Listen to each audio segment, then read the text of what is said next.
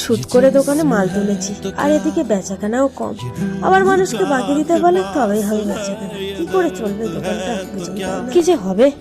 Aunty ও aunty, তোমাদের দোকানে 300 টাকা বাকি ছিল, এই না মা পাঠিয়েছে। হ্যাঁ হ্যাঁ, 300 টাকা বাকি ছিল, দাঁড়া দিচ্ছি।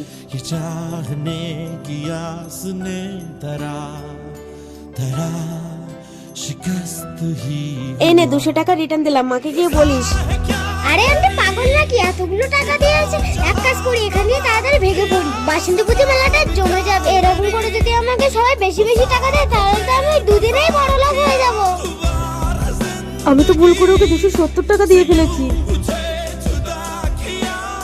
মাথাটাও ঠিকঠাক কাজ করছিল, সব ভুলভাল করছি।